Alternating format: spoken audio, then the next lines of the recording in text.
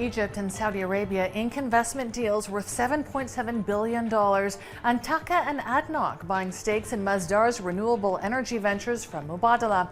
You're watching the Daily Brief with Forbes. I'm Ramia Faraj.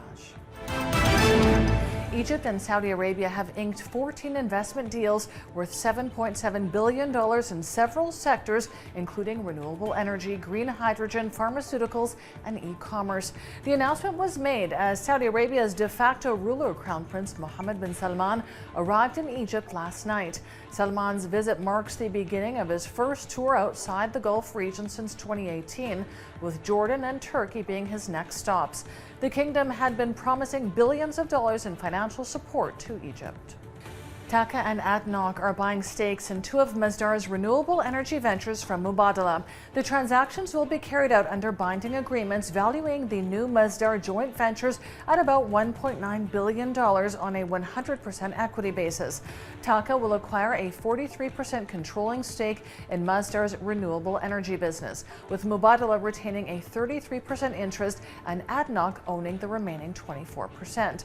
The deal aims to position Masdar as a pioneer in green hydrogen. Husby, a UAE-based prop tech startup, has raised $37 million in a Series A funding round led by TAQA Capital India. The funds will be used to develop its technology and support its growth in the UAE and Spain, as well as expand operations across Europe. Husby was founded in 2020 to enable customers to get loans for home purchases through its web and mobile apps. It recently achieved a monthly growth of 25%. Equities rose in most Asian cities today as some stability returned to markets after last week's upheaval. But analysts warned of further pain for traders after central bank officials hinted at more interest rate hikes to reel in inflation. Healthy market performance across Europe provided a little boost, and bargain buying also lent support. However, there remains an overarching sense of gloom as traders speculate that the sharp lift in borrowing costs around the world will tip economies into recession. China Everground Group is confirming that it expects to unveil its preliminary restructuring plan before the end of July as it struggles to overcome its financial crisis. It says trading in its shares on the Hong Kong Stock Exchange remains suspended until further notice.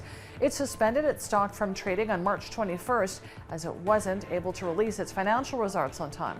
Everground's offshore debt is deemed to be in default as it reels under $300 billion in liabilities. TAQA Capital-backed Indian skincare startup Mamaearth is reportedly in talks to raise at least $300 million in a planned IPO next year. It's seeking a valuation of around $3 billion. Founded in 2016, Mamaearth sells toxin-free products like face washes and shampoos.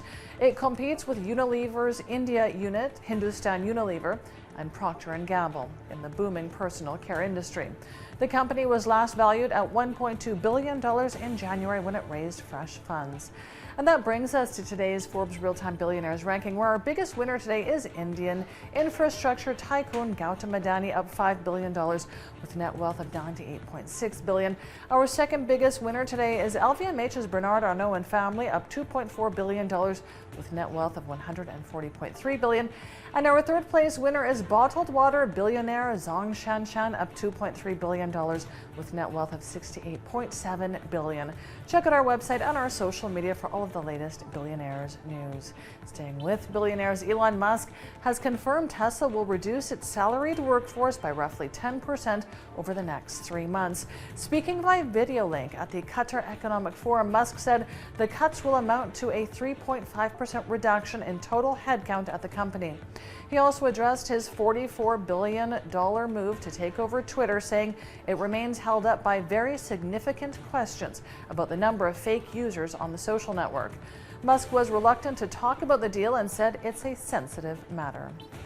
Swedish telecom equipment maker Ericsson says it expects global 5G mobile subscriptions to surpass 1 billion this year, helped by higher adoption in China and North America.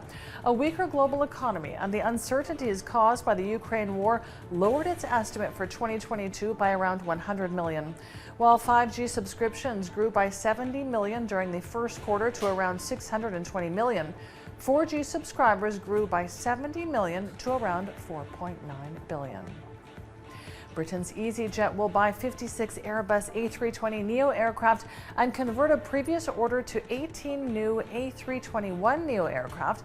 It completes a deferred 2013 agreement. Deliveries will begin in Easyjet's 2026 financial year to replace the carrier's older A319 and A320 aircraft. They have a list price of $6.5 billion, but Easyjet says it's paying substantially less. It says this order ensures it replaces older aircraft and uses more fuel-efficient jets. British aircraft engine maker RollsRoyce is offering a cash lump sum of nearly $2,500 to about 70% of its UK workforce to help them navigate high living costs. Britain's economy initially rebounded strongly from the COVID-19 pandemic, but it's now battling high living costs. This has been worsened by a combination of labor shortages, supply chain disruptions, post-Brexit trade problems, and the war in Ukraine. It's giving the cash lump sum to 11,000 shop floor workers and 3,000 junior managers. I'm Ramia Faraj. This is the Daily Brief. Thanks for watching. See you tomorrow.